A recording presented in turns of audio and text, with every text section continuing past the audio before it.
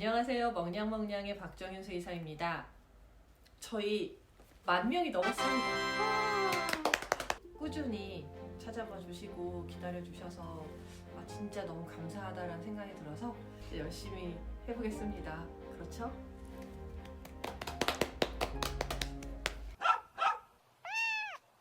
우선 딱 한마디로 얘기하자면 개는 생각보다 추위에 강하지 않습니다.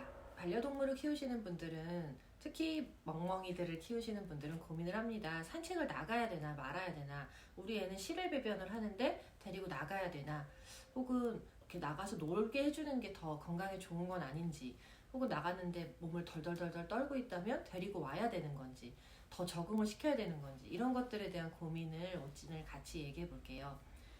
건강한 겨울나기의 핵심은 두 가지입니다. 보온 그리고 보습. 두 가지만 잘 지켜도 정말 건강하게 겨울을 날 수 있습니다. 나이가 많은 반려동물의 경우는 특히나 추위에 약합니다.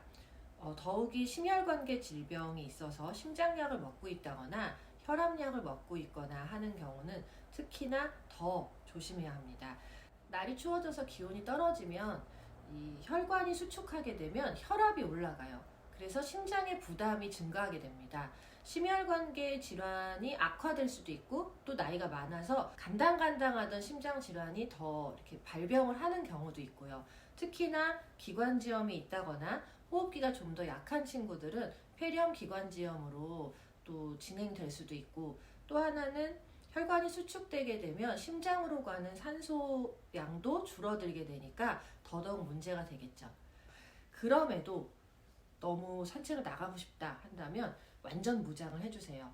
귀마개도 하고 목도리도 하고 단단하게 패딩을 입히고, 그러고 나서 잠깐 나갔다가 오시는 게 좋고, 특히 해가 떨어진 저녁 때에는 산책을 피하시는 게 좋습니다. 미국의 보험사에서 만든 가이드라인인데요. 기온과 체중의 상관관계를 표로 만들어 놓은 거예요. 우리나라에는 소형견들이 많잖아요. 체중 한 4-5kg 미만 되는 아이들은 실제로 영상 4도 정도만 돼도 그 이하로 떨어지게 되면 몸이 으슬으슬 추워진다고 합니다. 영하 6도가 넘어서 밖에 돌아다니게 되면 많이 안전하지 못하다고 해요. 좋은 가이드라인인 것 같아요. 우리 애는 지금 작은 개가 신나게 아무 걱정 없이 놀 수 있는 온도가 영상 10도야. 영상 10도. 영상이지. 겨울 한낮에도 힘든 거지. 어르신들은 특히나 더. 그렇다고 굳이 또 나가서 놀겠다고 하는데 안 된다고 할 수 없으니 정말 단단한 무장만 살기. 병원 애들도 얼마 전에 나갔었는데 거의 뭐 단단하게 머리에 막 보자기까지 다 뒤집어 쓰여가지고 나갔는데 거의 이렇게 타타타타 가더니 다시 타타타타 들어오더라고. 근데 진짜 조심하셔야 되는 건, 요즘에는 제설제를 눈이 온다라는 예보가 뜨면 미리 다 뿌려놓거든요. 내 집안 마당에 내가 뿌리지 않았다, 그런 데서 노는 건 상관이 없지만, 대다수의 인도든 도로 같은 경우에는 대부분 제설제가 다 뿌려져 있고, 이 제설제는 동물들에게 굉장히 치명적인 독성을 가지고 있기 때문에 정말 주의하셔야 돼요. 특히 막 눈을 할짝할짝거리면서 먹는다거나 하는 경우에는 잘못해서 응급실에 실려가야 되는 상황이 될 수도 있고, 치사량 이상을 먹었을 때 목숨을 위협받을 수도 있으니까 산책을 나갔다 오면 무조건 물로 혹은 물수건으로라도 좀 깨끗하게 닦아주셔야 돼요. 산책 갔다 와서 물티슈로 닦아주시는 분들이 되게 많거든. 근데 이 물티슈가 대다수의 물티슈는 알코올이 들어있기 때문에 이걸로 닦게 되면 오히려 더 건조함을 유발할 수 있고, 저는 그것보다는 그냥 물수건으로 닦아주시라고 하고요. 마찬가지 이유로 눈에 물티슈로 이렇게 눈 주변을 닦아주는 것도 저는 안 된다고 생각해요. 발이 시려서 그런 경우도 있지만, 만약에 어느 부분이 화들짝 데이듯이 놀란다면 아마 염화칼슘일 수도 있어요. 염화칼슘 자체는 눈에 닿아서 녹아서 없어져야 되는데, 그렇게 녹지 못한 경우는 이렇게 손으로 만져보는 경우들이 없는데 굉장히 딱딱한 결정이라 뾰족뾰족하거든요. 또 이게 열을 내면서 녹아버리는 거라 뭐 실제 눈이나 뭐 입에 만약에 들어가게 되면 화상을 입을 수도 있고, 병원에 가끔 어린 애기들 막 신나게 놀다가 왔는데 겨울에 이 발바닥 패드가 찢어져서 오는 애들이 있어요. 그런 경우 보면은 대부분 염화칼슘에 상처가 나서 오는 애들도 있으니까 꼭 먹는 건 절대 안 되고요. 배가 진짜 막 꼬일 만큼 아플 거예요. 산책을 다녀오고 난 뒤에도 신경을 써주셔야 돼요. 우선은 이 추워서 부들부들 떨고 나면 우리도 막 온몸이 이렇게 뻣뻣해지잖아요. 제 생각에 나이가 좀 있는 친구라면 따뜻한 물주머니로 이렇게 몸을 좀 마사지 해주는 게 좋습니다. 특히 고관절, 슬개골 이런 쪽에 문제가 있거나 디스크 질환이 있거나 하는 아이들은 그런 부위를 좀 따뜻하게 풀어주게 되면 이렇게 노골노골해지면서 좀 부드러워질 거예요. 그리고 그 외출 후에 너무 뜨겁지 않고 미지근한 물을 주시거나 살짝 데운 음식을 줘서 몸 안쪽도 데펴주시는 게 도움이 될 것 같습니다. 사실 밖에서 사는 친구들도 있잖아요. 실외 생활을 하고 있는 개들의 경우에도 아무리 덩치가 크고 두꺼운 털을 가졌다고 해도 최소한 바람을 피할 집과 눈이나 뭐 그런 것들의 얼음에 몸이 젖었다면 그걸 녹일 수 있는, 그렇게 건조할 수 있는 이부자리를 만들어 주시는 게 진짜 중요해요. 밖에 평생을 살았어도 나이가 들면 체온 유지가 힘들어요. 겨울에는 그냥 밤에 잘 때만이라도 현관 안쪽이나 아니면 베란다 쪽에라도 이렇게 좀 들어와서 잘 수 있게끔 신경을 써주시면 좋겠고, 그다음에 핫팩, 보온팩이 될 수 있는 것들을 해주시면 좋겠습니다. 중요한 건 핫팩을 직접 붙이시면 안 되는 건 아시죠?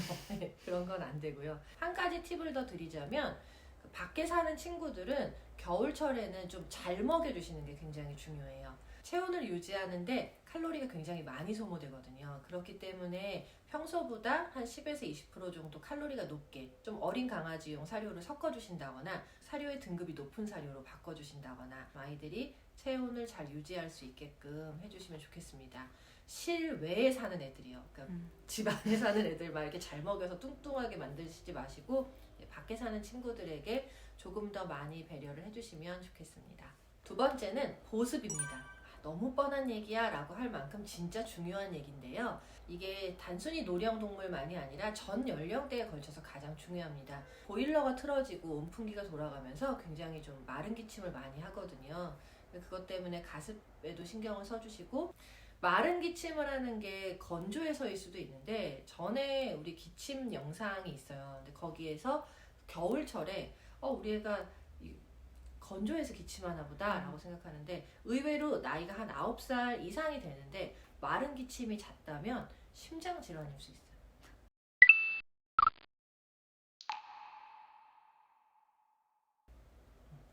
말티즈잖아. 말티즈는 심장병이 워낙 유전적으로 있는 아이기 때문에 좀 자주 한다 싶으면 가습을 먼저 해보고, 가습을 했는데도 기침을 한다 싶으면 무조건 병원에 가셔서 청진을 해봐야 돼요. 정전기도 굉장히 많이 일어나고 몸에 각질도 많이 생깁니다. 이런 사타구니나 옆구리 같은 데는 굉장히 많이 간지러워서 많이 긁게 돼서 2차적으로 또 피부 질환까지도 연결될 수 있기 때문에 몸에 보습 스프레이나 보습 크림, 보습 로션 이런 것들을 좀 발라서 보습에도 신경을 써주시는 게 좋아요. 저는 겨울철에 빗질을 많이 해주라고 하거든요. 빗질을 해주다 보면 각질이 많이 일어나요. 그 일어나는 정도에 맞춰서 보습제를 하루에 1번에서 2번 정도 이렇게 스프레이를 쓴다면 칙칙칙 이렇게 뿌려서 해주시고, 아니면 빗는 빗에다가 뿌려서 이렇게 빗겨주셔도 되고요. 집에 마땅한 보습제가 없다라고 하면 코코넛 오일 외에 알코올이 들어갔다거나 다른 향료가 들어간 게 아닌 그냥 100% 코코넛 오일을 한두 방울 정도 손바닥에 떨어뜨려서 손에다 흡수를 시킨 다음에 이렇게 털 전체 피부에다가 발라주세요. 피부가 건조한 경우는 털 역방향으로 이렇게 해서 바른 다음에 좀 문질러서 흡수시켜 주시면 좋겠습니다. 겨울철에 너무 잦은 자주 샴푸로 목욕을 시키다 보면 더 많이 건조해지거든요. 너무 지저분해 보인다 싶으면 따뜻한 물수건으로 좀 자주 닦아주시고, 목욕보다는 빗질을 더 자주 시켜주시는 게 좋아요. 빗질은 매일, 목욕은 1, 2주에 한 번씩 했다라고 한다면 3주 정도 간격을 늘려주시면 좋겠습니다. 또 한 가지 알려드리자면, 피부만 건조한 게 아니에요.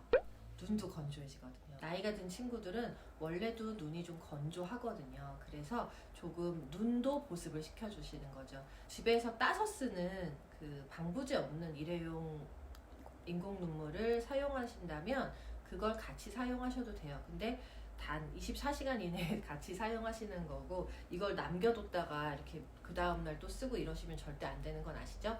또 한 가지 신경 쓰이는 부위가 발바닥일 거예요. 이제 나이가 들면서 발바닥도 건조해지고 이러는데, 이런 경우도 코코넛 오일이나 소량의 바세린을 발라주시는 거는 괜찮은데, 이 아이가 자주 핥아서 먹어버린다거나 할 수 있으니까 그거는 좀 세심하게 살펴봐 주시고요.